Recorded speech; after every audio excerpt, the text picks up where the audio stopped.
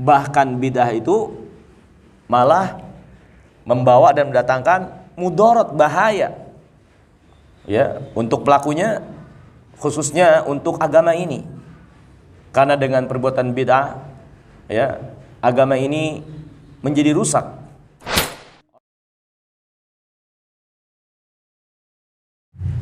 Bismillahirrahmanirrahim. Assalamualaikum warahmatullahi wabarakatuh. Alhamdulillah, wassalatu wassalam ala rasulillah wa ala alihi wa ashabihi wa man walah. Asyhadu an la ilaha illallah wahdahu la syarikalah wa asyhadu anna Muhammadan abdu wa rasuluhu la nabiyya ba'dah, amma ba'd. Hadirin yang dimuliakan oleh Allah, alhamdulillah, dengan memuji Allah kita bersyukur atas segala nikmat dan karunia-Nya. Allah mudahkan kita berada di tempat yang mulia ini untuk mempelajari agama Allah yang mulia. Dan pelajaran kita masih penjelasan tentang permasalahan bid'ah, yaitu mengenal bid'ah bagian ketiga. Di kesempatan yang lalu penulis rahimahullahu ta'ala, itu Syekh Muhammad Al-Jaizani, dalam kitabnya Qawaid Ma'rifatil Bid'ah menjelaskan hubungan antara bid'ah dengan maksiat, korelasi dan hubungan bid'ah dengan maksiat. Pembahasan selanjutnya beliau menjelaskan di sini hubungan bid'ah dengan maslahat mursalah. Hubungan bid'ah dengan maslahat mursalah. Apa yang dimaksud dengan maslahat mursalah? Itu kemaslahatan yang tidak ditentukan kekhususannya oleh syariat penentuannya. Maslahat yang umum dan tidak datang keterangan secara khusus tentangnya. Ini maslahat mursalah ya. Penting untuk kita ketahui apa perbedaan dan persamaan bid'ah dengan maslahat mursalah, karena ketika seorang tidak bisa atau tidak tahu persamaan dan perbedaannya, maka mereka akan memasukkan sesuatu yang sebetulnya bukan bid'ah menjadi bid'ah. Seperti contohnya sekolah. Ya, sekolah nggak ada pada zaman Nabi yang mulia alaihi salam. Apakah dia menjadi bid'ah yang juga tercela dalam agama?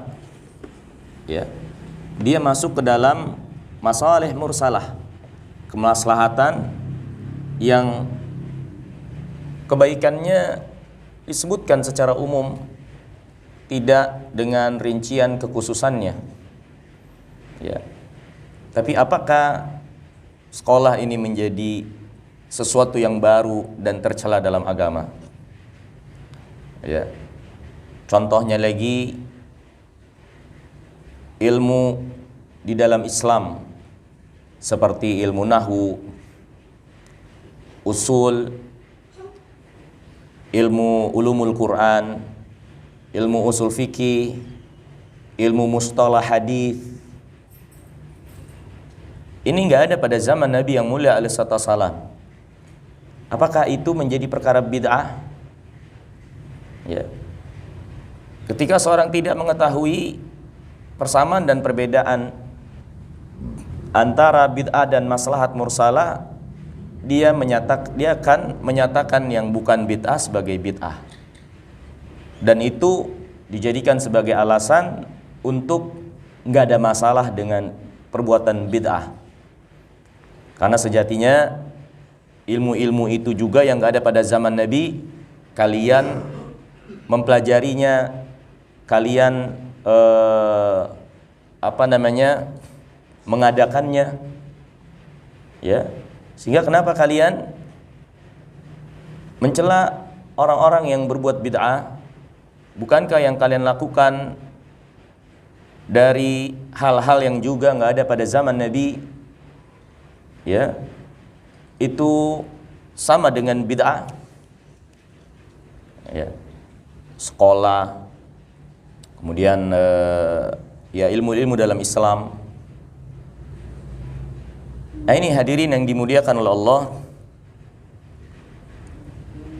Dengan kita mengetahui persamaan dan perbedaannya, kita bisa tahu mana yang masuk dalam kategori bid'ah, mana yang bukan masuk dalam kategori bid'ah, tapi sebagai satu maslahat yang memang dilepas oleh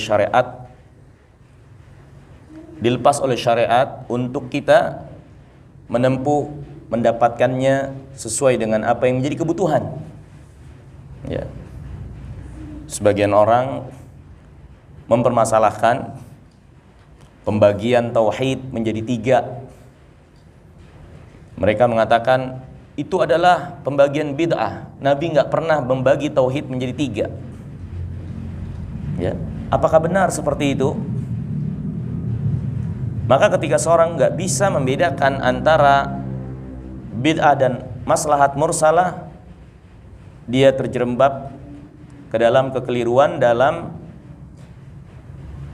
menilai, menghukumi sesuatu yang sebetulnya oleh syariat diizinkan, ya, dan dia malah masuki itu ke dalam perbuatan bid'ah, atau bahkan dia menjadikan itu alasan untuk berbuat bid'ah karena menurutnya kalian memperingatkan kami dari bid'ah. Kalian sendiri berbuat bid'ah semua amal kalian. Kalian membagi tauhid jadi 3, adanya sekolahan, adanya ilmu-ilmu ini dan itu dalam Islam. Kalian mengingkari bid'ah, tapi kalian sendiri berbuat bid'ah. Ya. Maka hadirin yang dimuliakan Allah, oleh penulis di sini dijelaskan apa persamaan dan apa perbedaan dari bid'ah dengan maslahat mursalah. Adapun dari sisi persamaan keduanya, persamaan antara bid'ah dan maslahat mursalah, ada 2 persamaan dijelaskan di sini oleh penulis. Yang pertama, bid'ah dan maslahat mursalah sama-sama tidak dikenal terjadi pada zaman Nabi yang mulia alaihi salatu wassalam.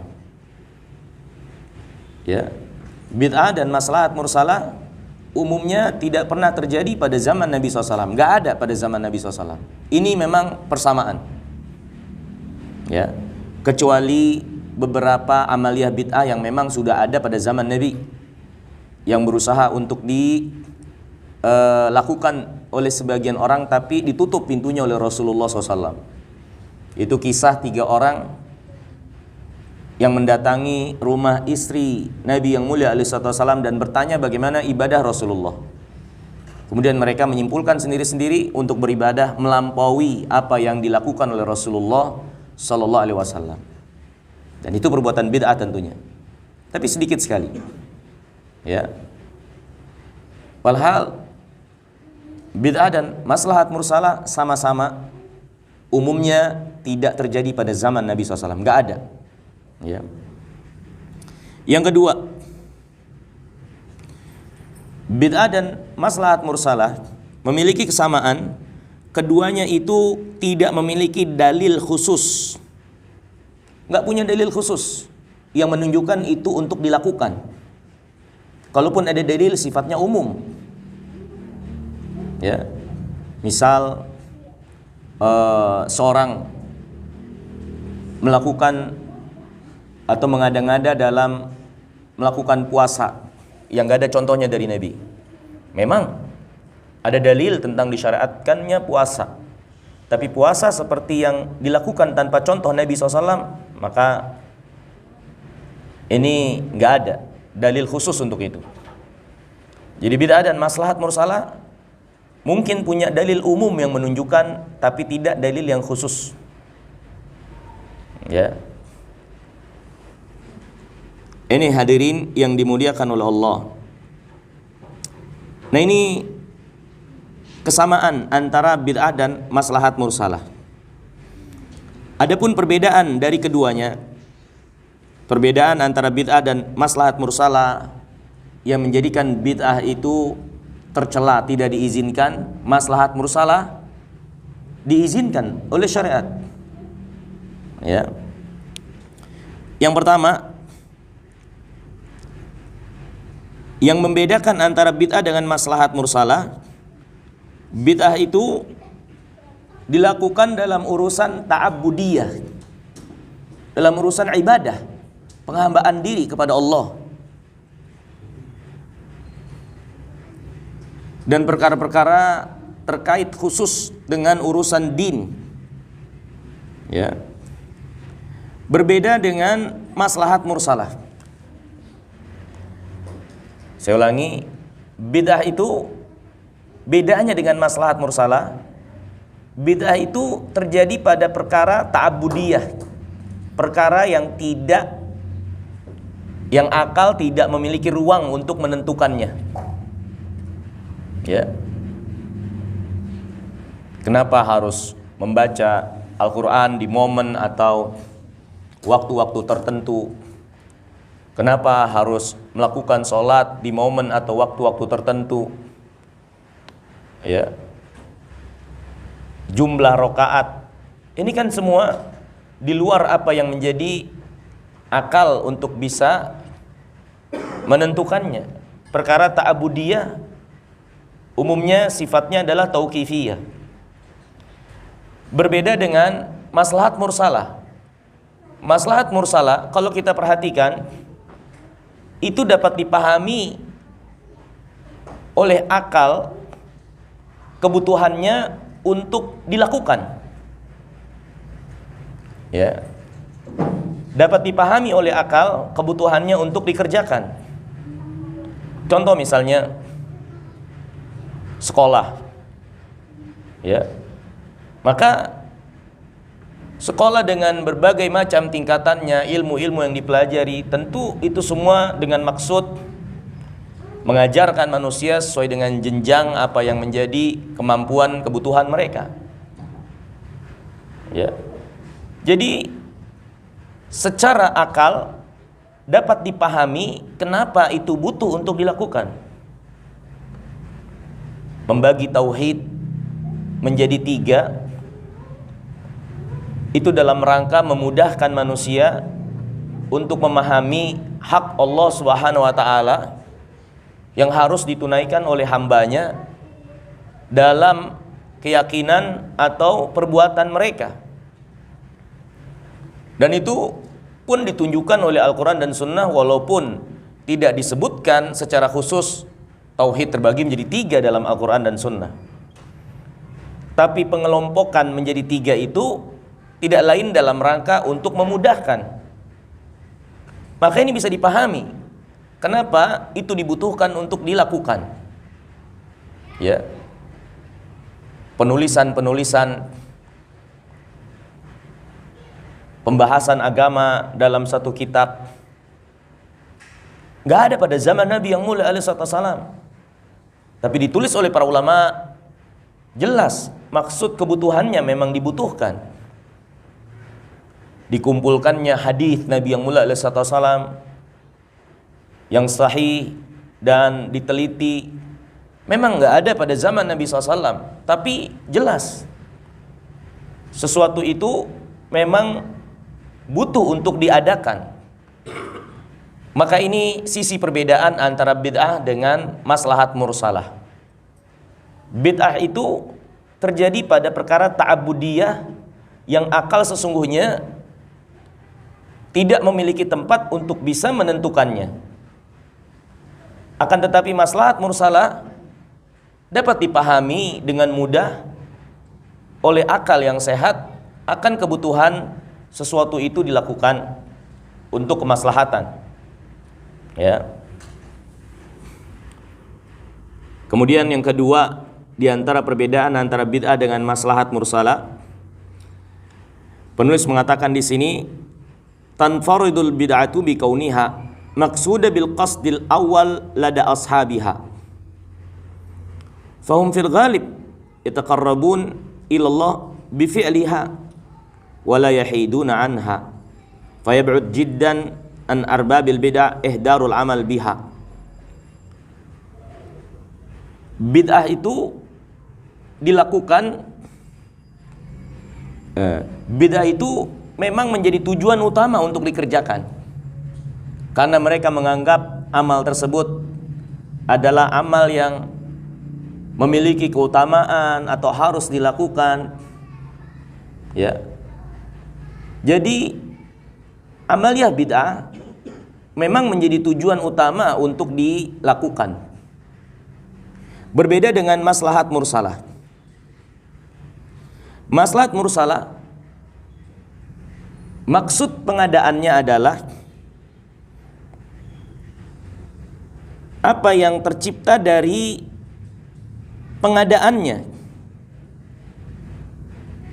Membagi tauhid menjadi 3 bukan berarti seorang harus beragama dengan menghafal seperti itu, akan tetapi maksudnya adalah agar mereka paham inilah tauhid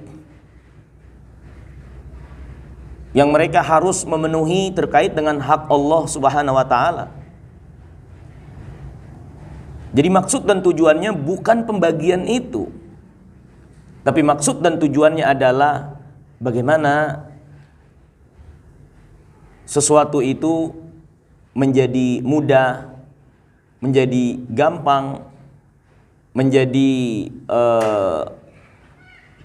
bisa dikuasai. Ya. Berbeda dengan bid'ah. Bid'ah itu amal itulah yang memang dituju. Yang seorang nggak mau melepaskan amal tersebut karena punya keyakinan ini amalan yang harus dilakukan, padahal nggak ada contohnya dari Nabi SAW. Adapun maslahat mursalah, bukan amal itu yang dituju, tapi tujuannya. Makanya para ulama nggak semua membagi tauhid menjadi 3. Ada yang membagi tauhid menjadi 2, seperti Al-Imam Ibnul Qayyim rahimahullah. Tergantung bagaimana mereka menyajikan untuk memudahkan, mengutarakan agar mudah untuk dipahami. Ya. Maka ini bedanya antara bid'ah dengan maslahat mursalah. Bid'ah ibadahnya itu yang memang dituju. Maslahat mursalah bukan itu yang dituju. Tapi yang dituju adalah apa yang tercipta untuk sesuatu yang diadakan. Seperti para ulama membuat ilmu dasar-dasar dalam agama ini. Tidak lain adalah untuk menjaga agama ini. Ilmu usul Quran, usul hadis, ya, ilmu akidah, dan membagi-bagi agama. Ada akidah, ada ibadah, ada muamalah. Ya. Pembagian itu bukan suatu yang dituju, tapi yang dituju adalah untuk menjelaskan agama ini sehingga mudah dipahami. Ya. Ini hadirin yang dimuliakan Allah. Fayatadkhul tahta babil wasail. Sesungguhnya maslahat mursalah masuk ke dalam bab wasilah.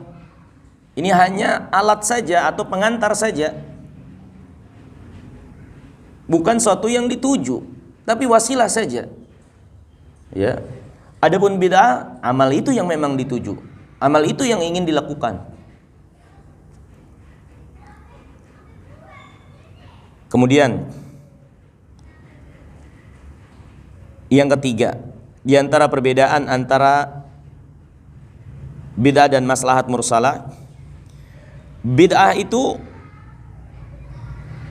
umumnya memberatkan mukallaf dengan sesuatu yang gak ada contohnya dari Nabi SAW. Membuat mereka berat untuk mengamalkan, untuk melakukan sesuatu padahal gak disyariatkan. Ya. Bid'ah itu tidak terjadi kecuali mendatangkan keberatan bagi umat. Ya, kita saksikan banyak dari perbuatan bid'ah memberatkan manusia. di dalam melaksanakannya, sampai mereka harus menjual sawah, menjual harta benda mereka dalam rangka melakukan satu ritual yang nggak pernah dicontohkan oleh Nabi yang mulia alaihi wasallam. Maka bid'ah umumnya membawa kepada keberatan. Beda dengan maslahat mursalah. Maslahat mursalah ada itu memberi kemudahan. Memberi kemudahan. Ya. Memberi kemudahan, mengangkat al-haraj, ya, kesempitan dalam beragama. Seperti contohnya para ulama membagi ilmu agama menjadi akidah, ibadah, muamalah, agar kita bisa tahu spesifikasi ini adalah bagian untuk amal hati, keyakinan. Ini ibadah, amal lahiriah. Muamalah terkait dengan hubungan kita dengan makhluk. Akhlak. Itu untuk memudahkan. Ya, dibuat untuk memudahkan. Walaupun mungkin Nabi SAW tidak melakukan atau membagi agama menjadi seperti itu. Tapi kita lihat hasil dari maslahat mursalah itu menjadikan kaum muslimin jadi paham agamanya, jadi mudah dalam beragama, berbeda dengan bid'ah. Bid'ah itu membuat kaum muslimin jadi berat, nggak sanggup melakukannya. Ya, ataupun kalau sanggup, mereka akan berada pada satu titik yang mereka akan tidak sanggup lagi untuk istiqomah. Ya, karena memang itu adalah pensyariatan di luar apa yang Allah Subhanahu wa taala syariatkan. Kemudian yang keempat di antara beda bid'ah dengan maslahat mursalah, tanfaridul bid'ah bi kauniha munaqidah li maqasid syariah hadimah laha. Bid'ah itu berposisi langsung berlawanan dengan maksud syariat. Ya. Dan menghancurkan serta menghilangkan syariat. Jadi bid'ah itu posisinya langsung berhadapan dengan maksud syariat, bertolak belakang dengan maksud syariat. Maksud syariat kita beragama sesuai dengan keterangan dari Allah dan Rasulnya, tidak melampaui apa yang menjadi contoh Rasulullah SAW dalam beribadah. Maksud syariat adalah kemudahan, mudah dalam mengamalkan agama. Ya.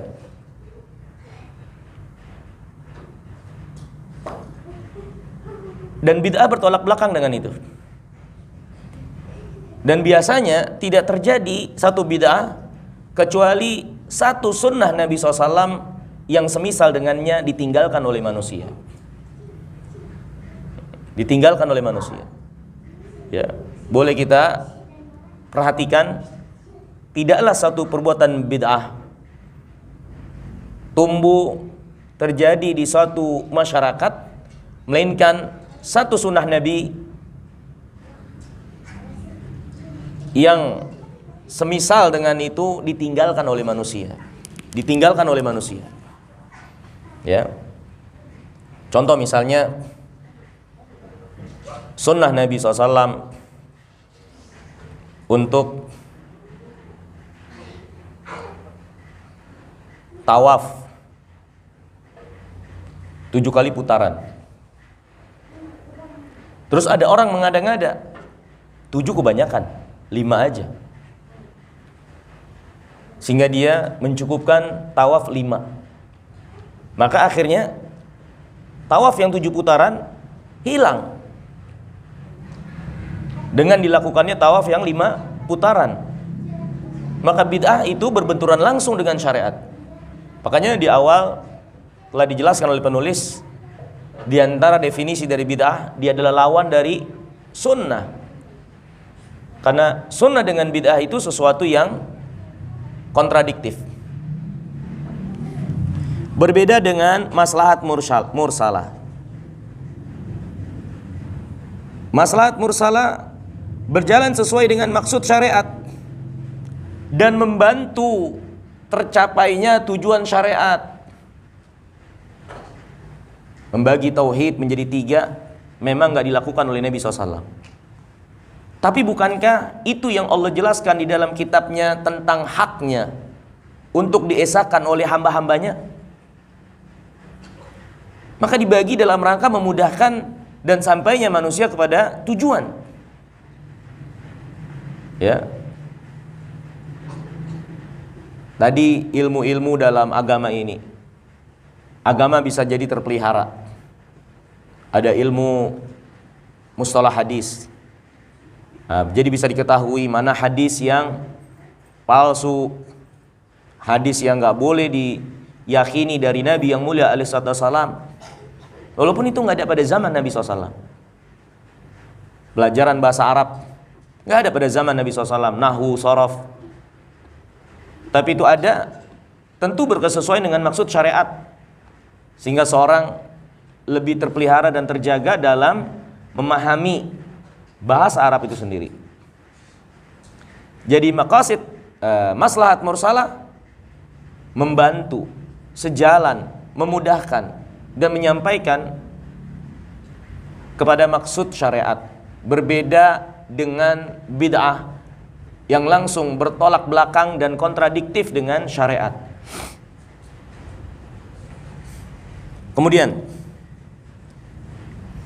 di antara perbedaan antara maslahat mursalah dengan bid'ah,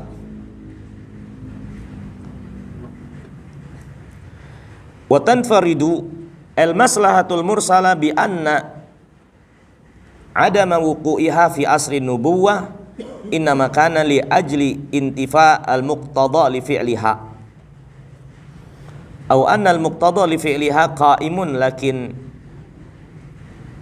wajada mani'un yamna' min bi khilafil bid'ah fa inna adama wuqu'iha fi ahdi nubuwah kana ma'a qiyamil muqtada li fi'liha wa tawaffara ad-da'i wa intifa'ul mani'.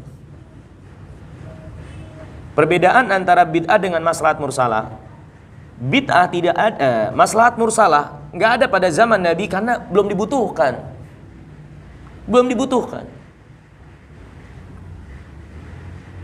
Contohnya manusia pada zaman Nabi SAW mengamalkan agama langsung dari Rasulullah.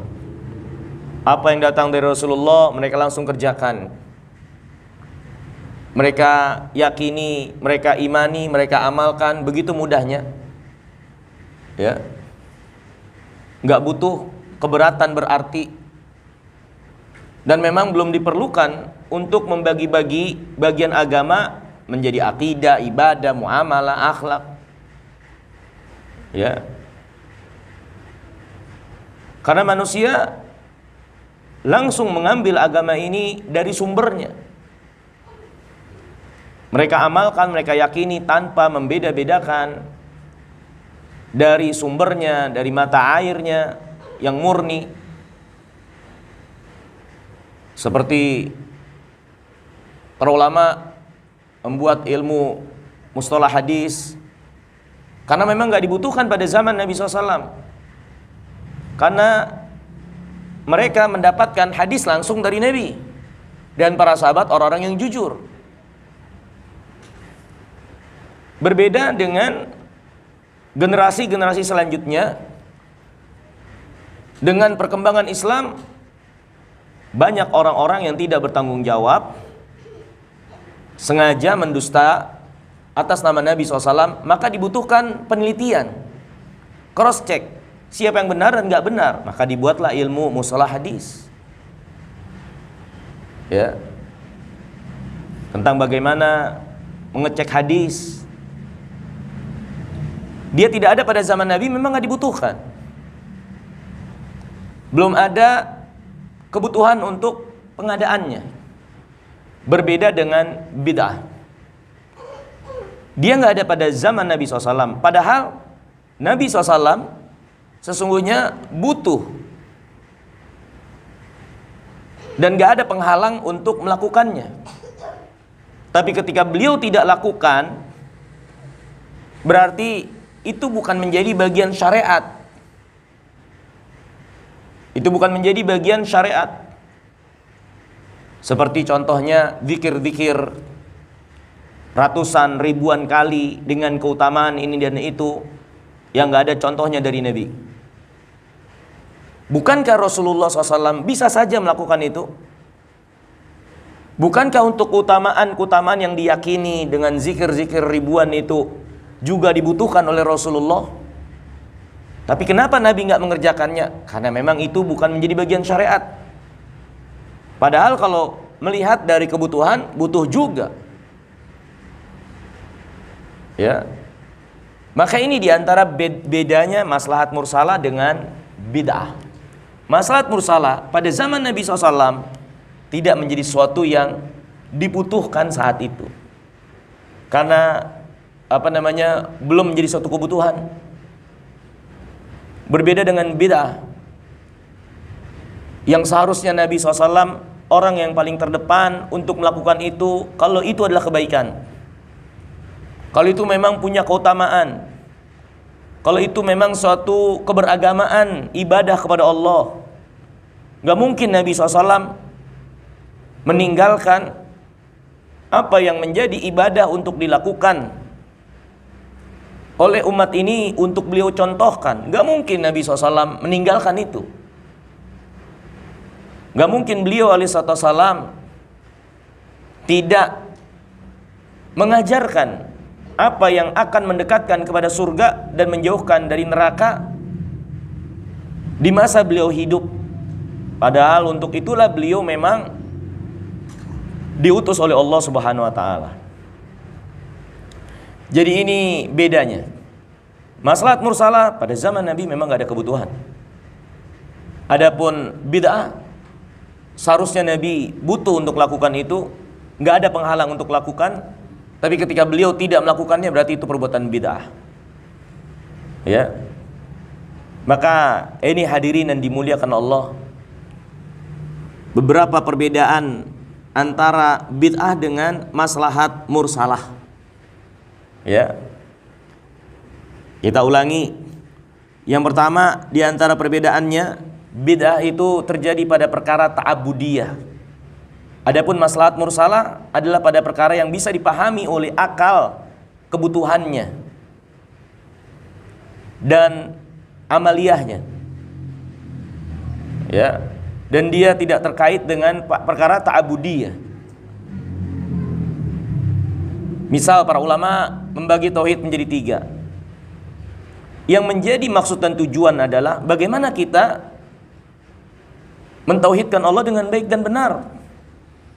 Kita tidak beragama dengan 3 pembagian itu. Sehingga seorang yang tidak membagi tauhid menjadi 3 itu berarti dia tidak punya akidah yang benar, enggak. Tapi yang penting bagaimana dia bisa merealisasikan tauhid dia kepada Allah Subhanahu wa taala. Kan itu yang penting. Dibaginya itu adalah untuk memudahkan dan sesuatu yang bisa dipahami oleh akal sehat. Beda dengan bid'ah, dia adalah dalam perkara ta'abudiyah yang di luar nalar akal untuk bisa menentukannya kecuali dari syariat. Seperti zikir kenapa harus 1000, kenapa harus 100, sholat kenapa harus 2 rakaat, kenapa harus 3 rakaat, kenapa harus dikerjakan malam ini, kenapa harus dikerjakan malam itu, kenapa harus dikerjakan bulan ini, bulan itu. Ini kan di luar akal untuk bisa menyimpulkannya. Kalau nggak ada keterangan dari syariat, maka itu memang bid'ah. Dia terjadi pada perkara ta'abudiyah. Adapun maslahat mursalah pada sesuatu yang bisa dipahami oleh akal akan kebutuhannya. Kemudian yang kedua di antara bedanya maslahat mursalah dengan bid'ah. Bid'ah itu amal tersebut yang menjadi tujuan. Amal itu yang dituju. Perbuatan itu yang dituju untuk dikerjakan.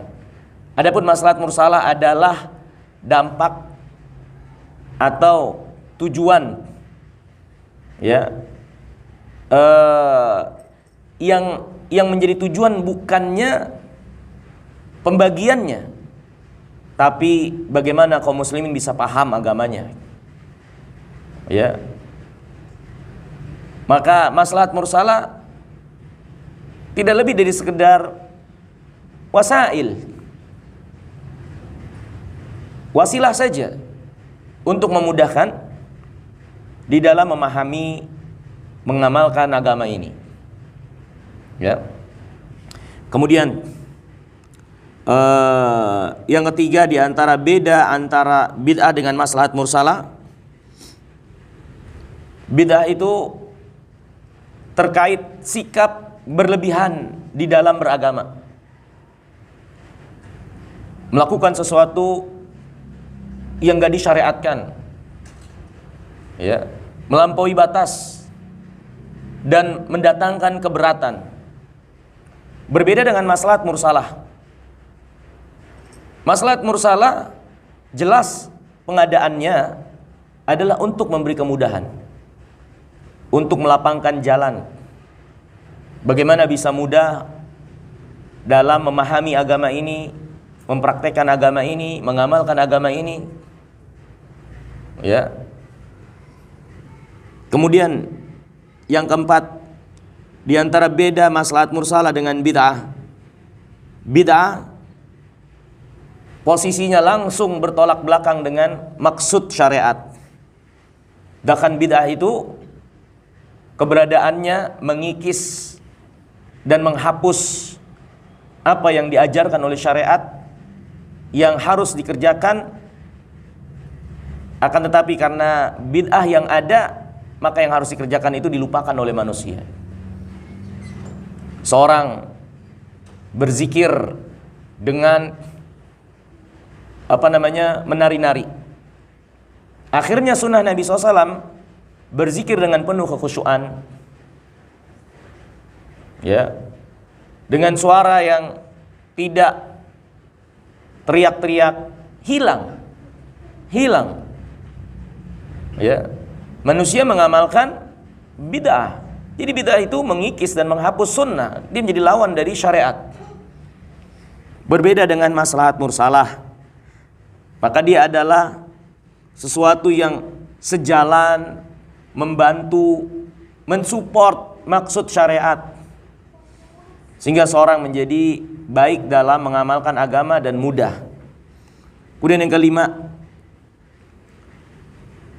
maslahat mursalah nggak ada pada zaman Nabi, memang menjadi sesuatu yang belum dibutuhkan atau nggak dibutuhkan, belum dibutuhkan saat itu. Tapi setelah berlalu waktu dan terdapat kebutuhan untuk pengadaannya, maka diadakan. Ya, maka diadakan. Ya. Ini hadirin yang dimuliakan oleh Allah. Adapun bid'ah, maka bid'ah seharusnya pada zaman Nabi menjadi sesuatu yang butuh untuk dikerjakan, dan gak ada penghalang juga Rasulullah untuk melakukannya. Ketika beliau tidak lakukan, ketika beliau tidak kerjakan, berarti itu memang bukan menjadi suatu cara beragama, mengamalkan agama, beribadah kepada Allah dengan perbuatan bid'ah tersebut. Ya. Kemudian penulis mengatakan kesimpulan, annal masalih mursalah idza ru'iyat syurutuha kanat mudaddah lil bid'ah mubayyinah laha. Maslahat mursalah, kalau diperhatikan syarat-syaratnya, ya, itu jelas bertolak belakang dengan bid'ah dan sangat berbeda dengan bid'ah. Wamtana ajriyanul ibtida min jihatil maslahah mursalah, dan bid'ah itu tidak mungkin berlangsung dengan sesuatu yang menjadi kebaikan dengan adanya maslahat mursalah yang dilakukan. Li'annaha wal hala kadzalik yasqutu i'tibaruha wala tusamma idzaka maslahah mursalah bal tusamma imma maslahah mulgha au mafsadah. Karena yang namanya bid'ah ketika tidak sejalan dengan kemaslahatan yang dituju, maka dia tidak menciptakan kecuali maslahat yang ditiadakan oleh syariat atau justru mendatangkan mudarat. Jadi bid'ah itu bertolak belakang dengan kemaslahatan syariat, tujuan syariat, bahkan bid'ah itu malah membawa dan mendatangkan mudarat, bahaya ya untuk pelakunya, khususnya untuk agama ini. Karena dengan perbuatan bid'ah ya agama ini menjadi rusak.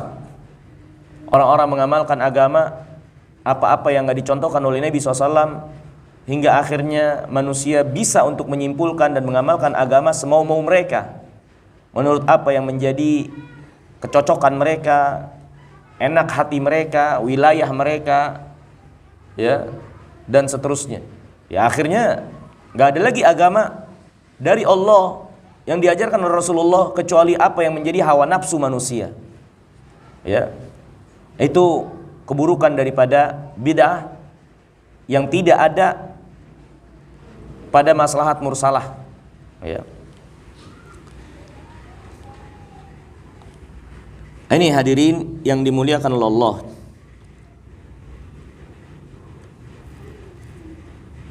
Kemudian penulis menjelaskan lagi di sini. Khasaisu al-bid'ah. Keistimewaan bid'ah.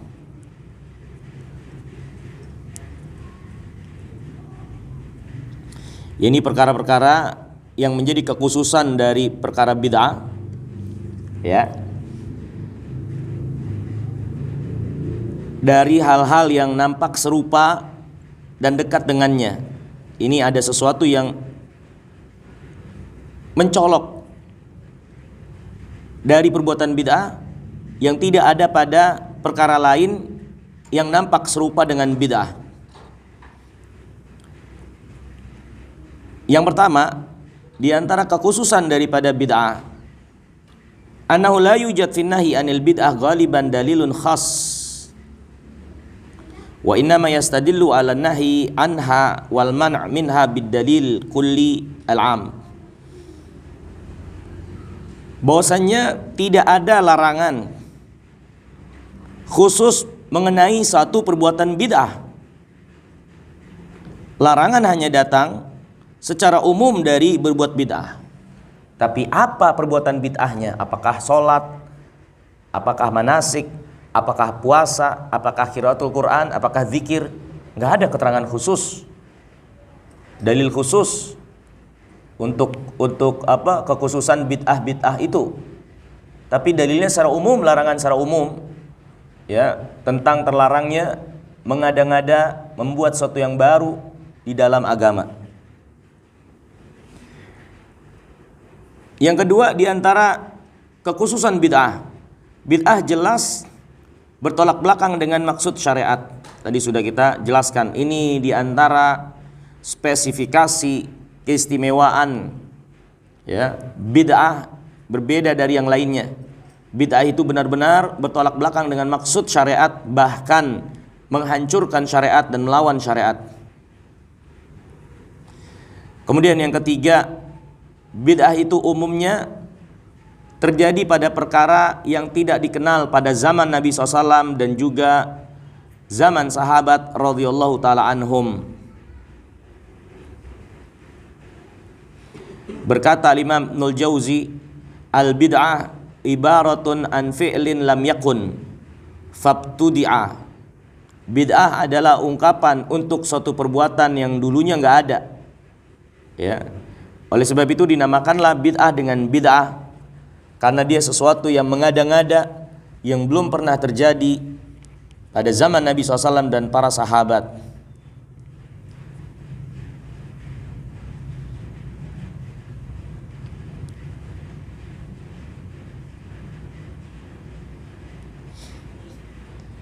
Kata penulis di sini, walidha sumiyat bid'ah fa innal bid'ah fi lugha asy-syai' alladhi uhditha ala ghairi mithalin sawa'un kana mahmudan aw madmuman.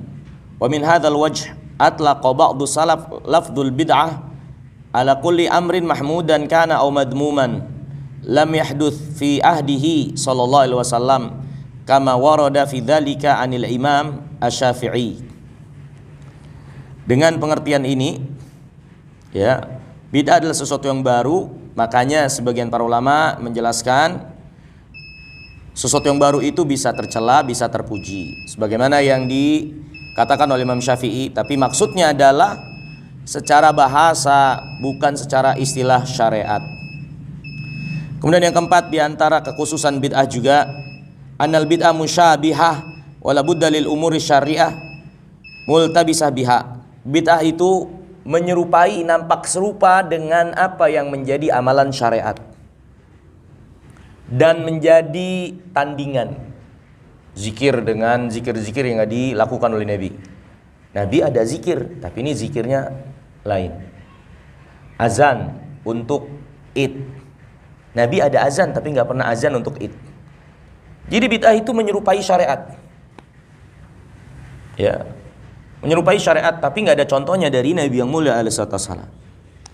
Mungkin ini yang bisa kita pelajari di kesempatan malam hari yang mulia ini, ya, tentang mengenal bid'ah bagian ketiga. Ya. Semoga ini menambah pengetahuan kita, jadi mengetahui tentang bid'ah ini, terutama perbedaannya dengan maslahat mursalah yang banyak disalahpahami, sehingga mereka mencampur adukan perkara-perkara yang sebetulnya dibenarkan oleh syariat, malah dijadikan alasan untuk menyerang orang-orang yang memperingatkan dari perbuatan bid'ah. Wallahu ta'ala jalla wa ala wa alam. Semoga yang sedikit ini bermanfaat, kurang lebihnya saya mohon maaf. Subhanakallahumma bihamdika asyhadu an la ilaha illa anta astaghfiruka wa atubu ilaik. Assalamualaikum warahmatullahi wabarakatuh.